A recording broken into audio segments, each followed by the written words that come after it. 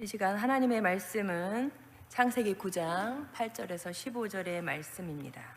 창세기 9장 8절에서 15절까지의 말씀을 한 절씩 교독하겠습니다. 하나님이 노아와 그와 함께한 아들들에게 말씀하여 이르시되 너희와 함께한 모든 생물 곧 너희와 함께한 새와 가축과 땅의 모든 생물에게 세우리니 방주에서 나온 모든 것 곧 땅의 모든 짐승에게니라.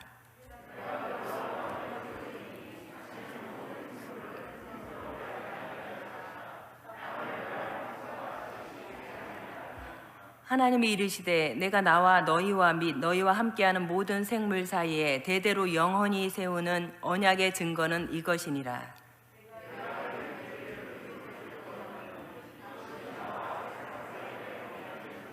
내가 구름으로 땅을 덮을 때에 무지개가 구름 속에 나타나면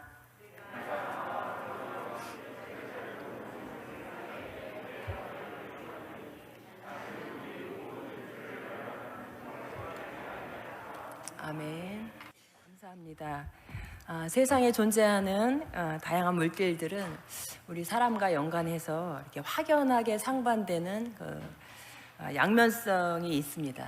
예를 들어 불은 추운 겨울을 나고 있는 저희들에게 이렇게 난방이라는 이름으로 따뜻함을 주기도 합니다. 하지만 반면 화재라는 이름으로 사람을 죽음으로 몰고 가기도 하죠. 얼마 전 그 불이라는 것이 터널 화재라는 이름으로 우리 사회에 큰 아픔을 주었습니다. 이처럼 불은 그저 불이라는 존재인데 사람과 어떻게 연관되느냐에 따라서 사람에게 각인되는 그 모습이 많이 다릅니다. 이 화재로 인해서 직접적이든 간접적이든 얽혀있는 많은 사람들이 많은 상처를 받았을 것이고 또 그 상처는 한동안 그 사람들을 이렇게 많이 힘들게 할 것입니다. 그러니까 시간이 흐른 뒤에도 누군가에게 마음의 상처로 남아 삶을 제대로 살지 못하도록 그렇게 만들 수도 있습니다. 불만 보면 아마 경련을 일으킬 수도 있습니다. 이렇게 특정한 사건이나 소재가 없어지지 않고 계속 그 한 사람 마음속에 자리 잡고 그 사람의 마음을 괴롭히고 삶을 제대로 살게 하지 못하게 할 때 우리는 이것을 트라우마다 이렇게 얘기를 합니다.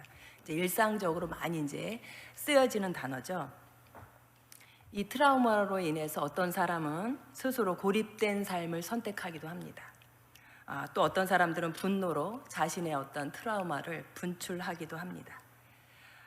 그런데 이제 얼마 전에 제가 이렇게 한 기사를 봤는데 트라우마에 갇혀 이렇게 살아가는 사람들이 겉으로는 그렇게 보이지 않을지라도 그렇게 얘기를 하더라고요. 살아도 사는 것이 아니다. 트라우마를 겪고 있는 사람들이 그렇게 얘기를 하는 것을 보았습니다.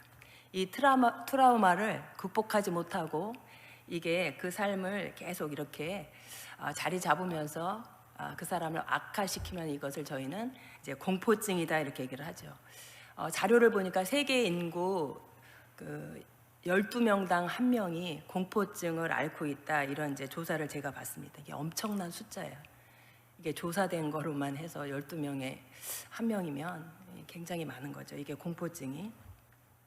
그 양상이 이제 굉장히 다양해요. 저도 이제 그걸 보면서 이런 공포증도 있구나. 바늘 공포증도 있고, 뭐 뱀 공포증, 거울 공포증도 있더라고요. 거울 이렇게 우리가 보는 거울.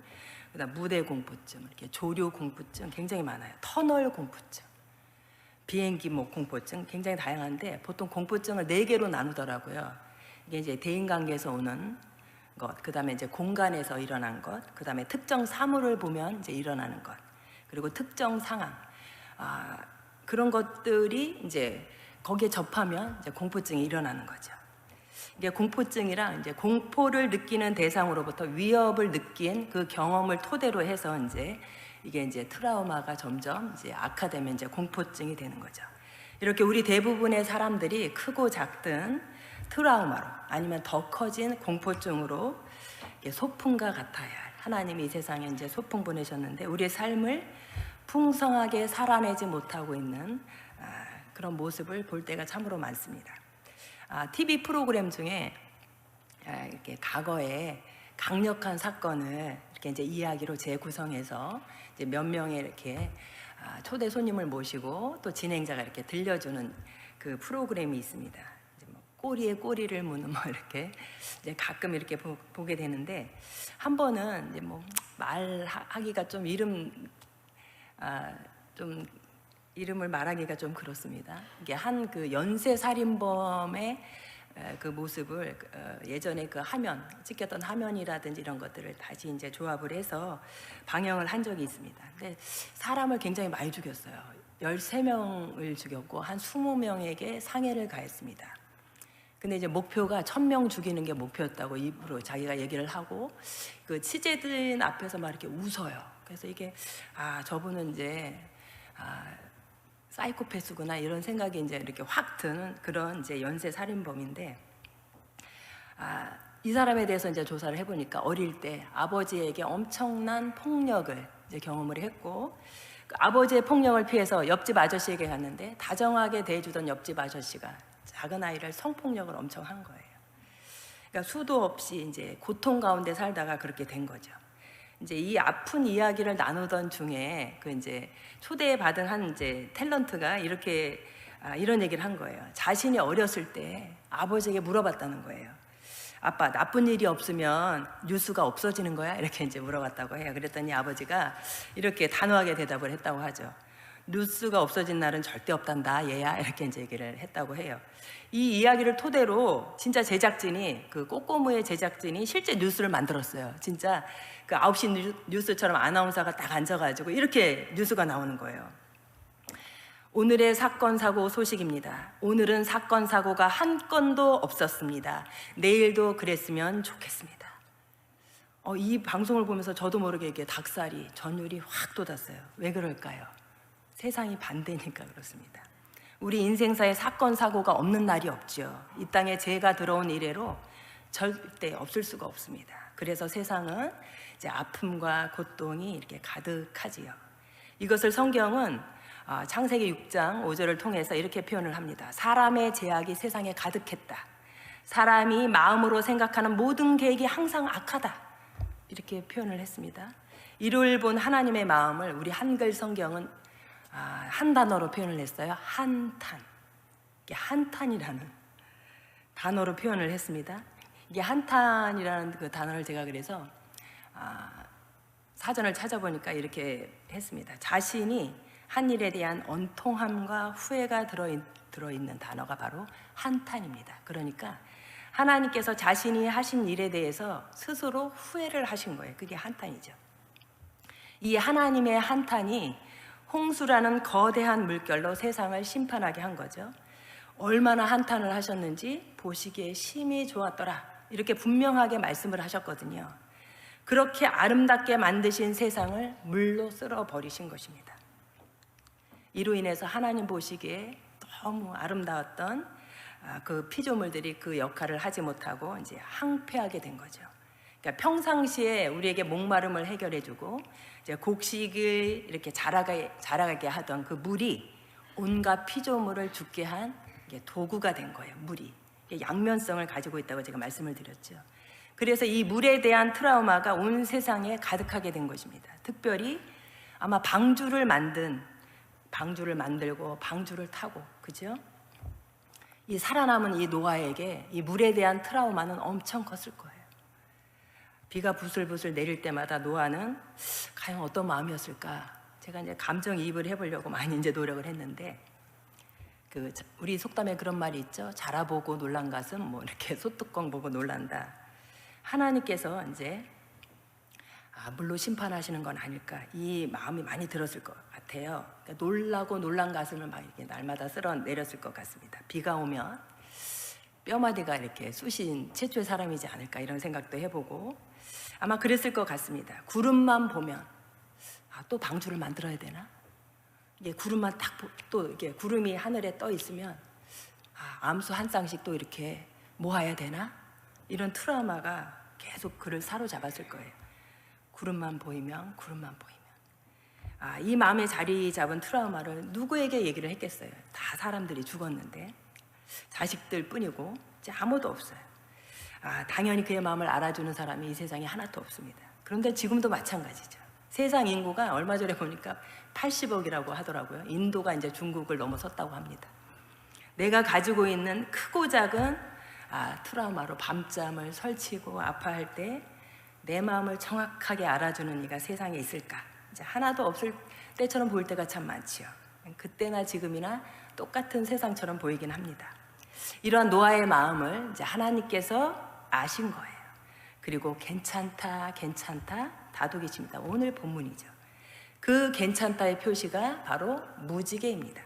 무지개는 비가 아무리 많이 와도 세상을 물로 심판하지 않겠다.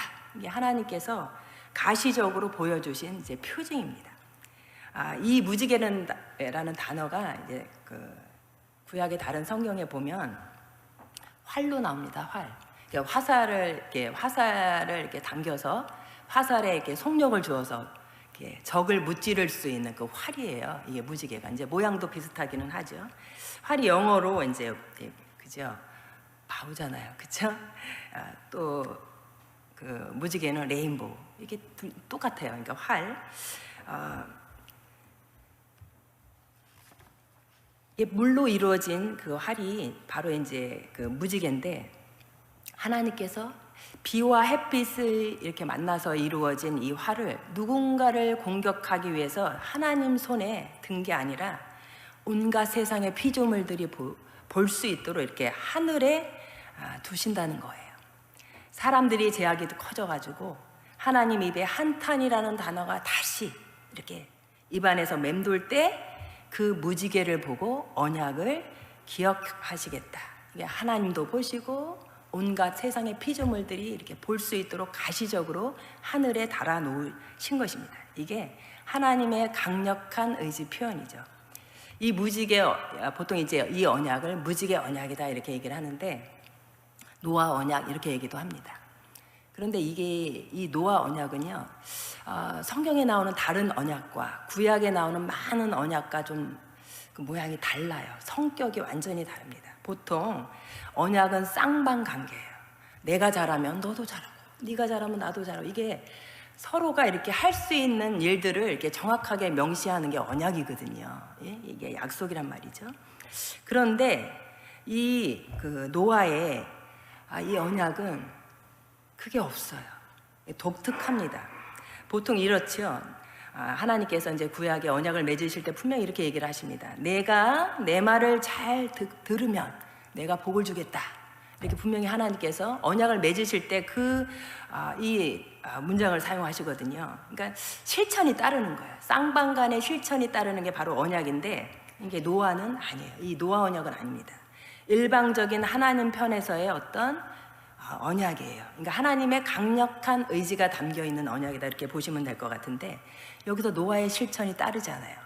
그러니까 노아의 실천에 따라서 세상이 멸망하기도 하고 구원받기도 하는 것이 아닌 거예요. 이제는 하나님께서 다시는 물로 심판하지 않겠다 일방적이에요. 근데 언약이라는 단어를 이렇게 사용을 하셨습니다. 그러니까 하나님의 강력한 세상 사랑하심이 담겨 있는 이 언약이 바로 노아의 언약입니다. 그러면 이 언약을 맺은 노아는 뭘 해야 될까요? 실천이 뒤따르지 않는다고 그랬잖아요. 그죠? 이 언약을 믿고 삶을 즐기면 되는 겁니다. 노아는 하나님이 이렇게 하라 말씀 안 하셨거든요. 그러면 하나님의 언약을 믿고 자신에게 주어진 삶을 즐기면 되는 거예요. 이제 트라우마에서 벗어나서 자신에게 주어진 삶을 재밌게 살아내면 되는 거예요. 이게 바로 이제 노아가 가져야 될 그 노아 이후의 모습이어야 합니다. 실제로 노아가 이 무지개 언약을 맺은 후에 그 삶이 어땠을까요?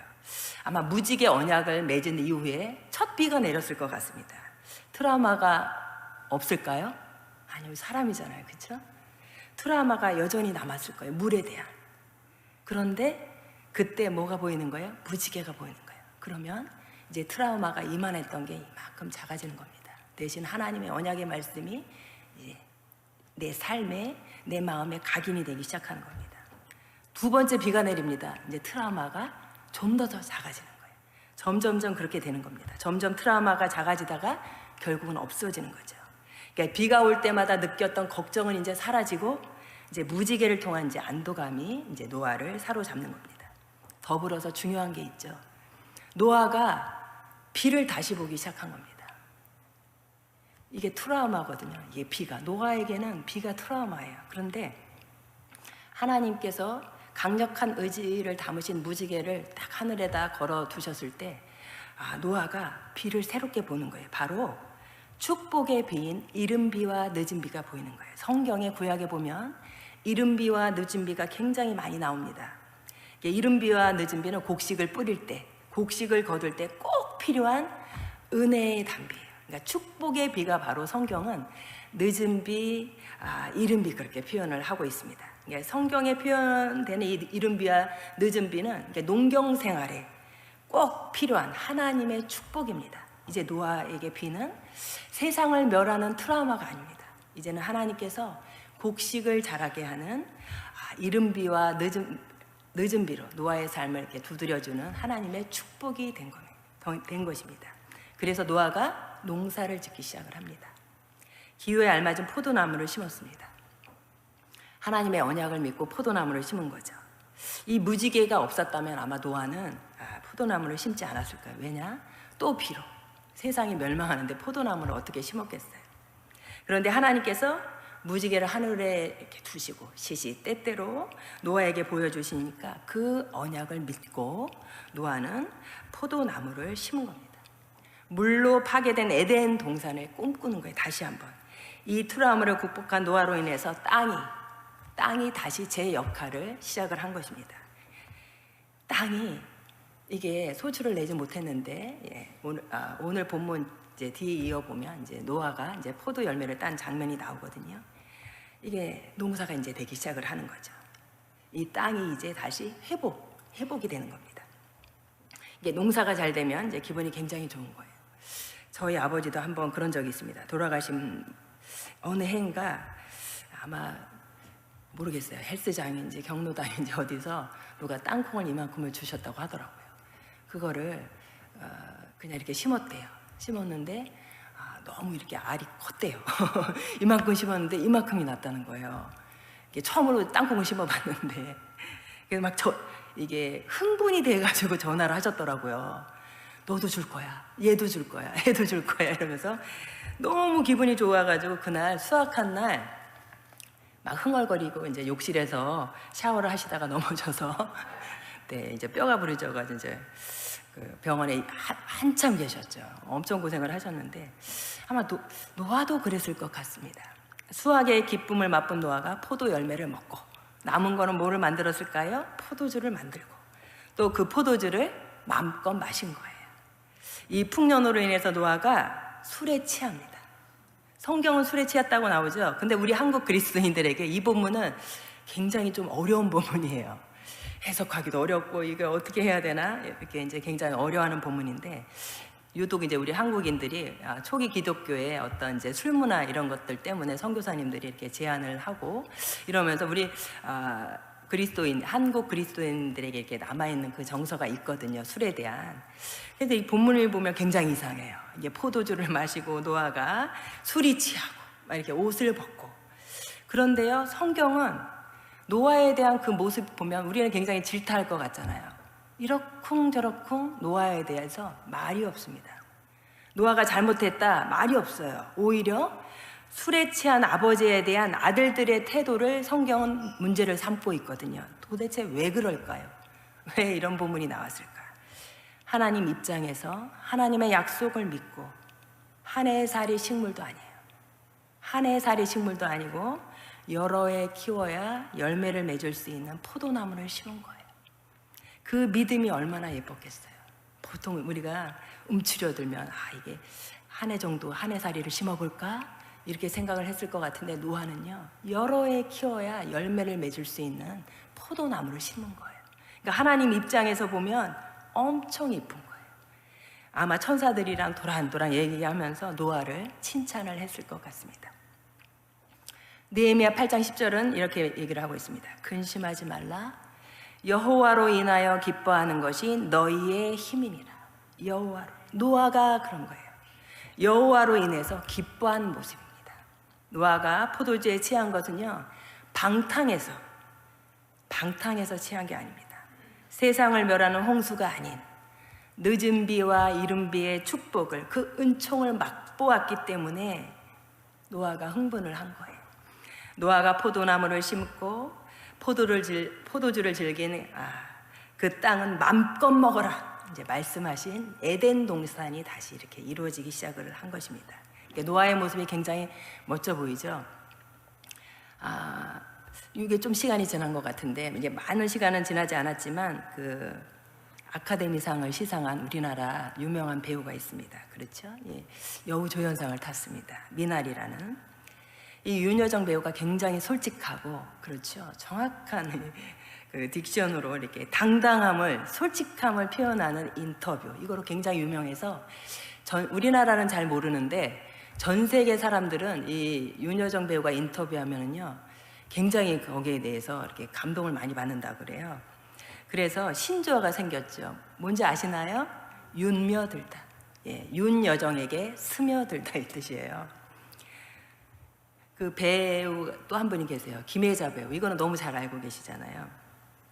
그 인자한 모습을 볼 때마다 혜자스럽다, 이렇게 이제 이 표현도 있고, 이름을 넣고 그에 대한 행동을 이렇게 이제 합성을 해서 신조어를 이렇게 젊은 사람들이 만들었습니다.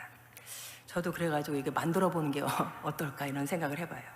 하나님을 의지하며 기뻐하고 근심을 벗어버리고 즐긴 이 노아의 모습을 노아 플러스 스며들다. 그러면 뭐로 만들면 좋을까요? 뭐 노며들다? 뭐 이렇게. 예. 이래서 성경은 노아를 당대의 의인, 완전한 자, 하나님과 동행한 자, 이렇게 표현을 한 것입니다. 방탕해서 취한 게 아닌 거죠.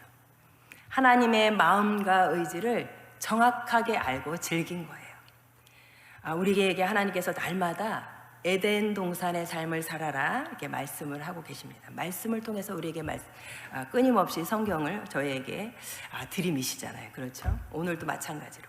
그런데 현실은요, 이렇게 땅을 멸망시킬 것만 같은 구름이 몰려올 때가 정말 많습니다.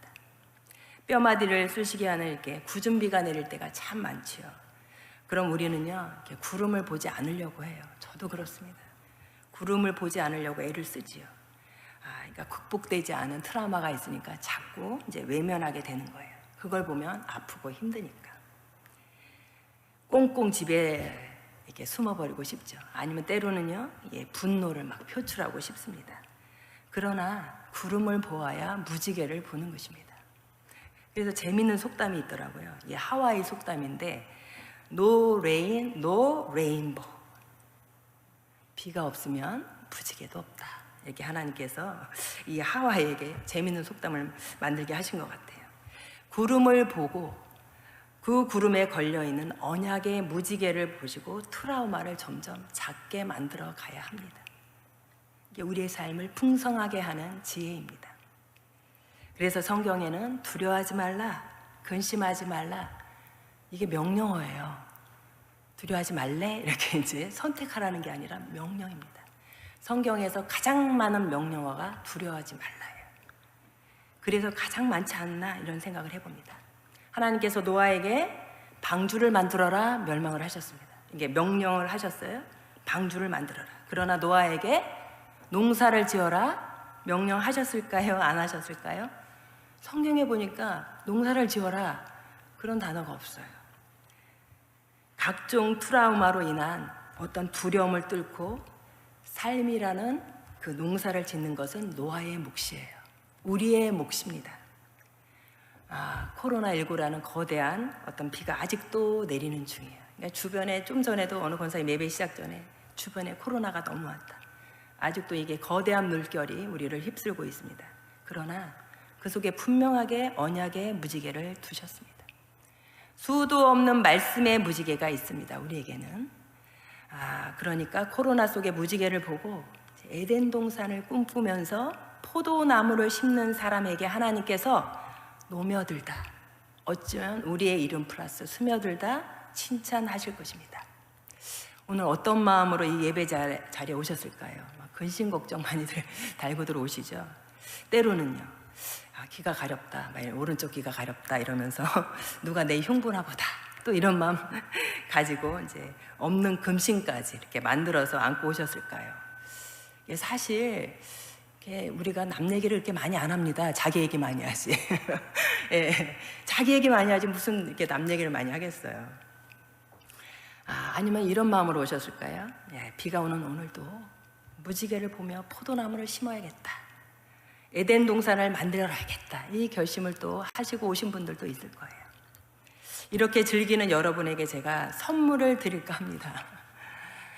나태주 시인이 이게 새벽이라는, 제가 새벽 시간에도 한번 들려드렸는데 너무 이뻐서 시가, 새벽 시간 잠 깨어 귀가 가렵다, 하나님이 천사들이랑 또 내 얘기 하시나 보다. 이게 정답이에요. 예, 막 누가 흉보는 거에서 두려워하고, 예, 트라우마로 갖고 있는 분들이 굉장히 많아요. 그렇지 않습니다. 내 얘기를 더 많이 한다니까요. 저를 봐도 내 얘기 더 많이 해요. 이게 트라우마가 시간이 경과하며 우리를 올가매는 고통이 되든지 아니면 축복이 되든지 하는 것은 우리가 갖는 태도에 따라서 양면성을 가지고 있는 거예요. 트라우마도 똑같습니다. 양면성을 가집니다.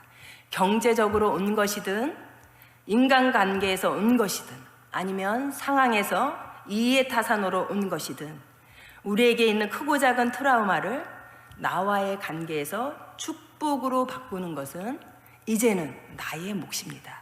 하나님은 일방적으로 우리에게 성경을 통해서 무지개를 걸어 두셨어요. 우리의 행동하는 상관없이 삶을 즐겨라 제발. 왜 그렇게 근심 걱정하며 그렇게 살아가느냐. 아마 그러실 것 같습니다. 2023년 며칠 지났거든요. 근데 2022년도 근심을 아직까지도 하시는 분들이 저를 비롯해서 참 많다는 생각을 해봅니다. 이미 하나님은 죄로 인해서 아파하고 힘들어하는 우리에게 당신의 강력한 의지를 날마다 말씀을 통해서 선포하고 계십니다. 오늘도 마찬가지잖아요. 그죠? 무지개를 걸어두신 거예요. 성경을 통해서. 그 하나님을 기대하며 기다리며 오늘과 내일을 축복으로 바꾸며 살아가는 것 정확하게 우리의 몫입니다. 저는 오늘 한 해 동안 이 노아에게 스며들다. 굉장한 사람이에요. 그렇죠? 이게 작은 트라우마가 아닙니다. 제가 비행기 한번 떨어졌다 이렇게 뚝 떨어졌는데 그 이후로 비행기 타는 게 지금도 무섭거든요. 이게 떨려요. 비행기 타면 이게 이렇게 잡아야 돼요. 이륙할 때. 또 착륙 막 이렇게 끝까지 이렇게 잡고 가거든요. 이게 굉장히 무섭습니다. 그런데요, 온 인류를 멸망시키는 홍수가 온 겁니다. 이 트라우마를 이게 과연 극복할 수 있을까 싶었는데 하나님의 언약을 믿고 포도나무를 심은 사람입니다. 근데 우리는 그 정도 아니잖아요. 그렇죠?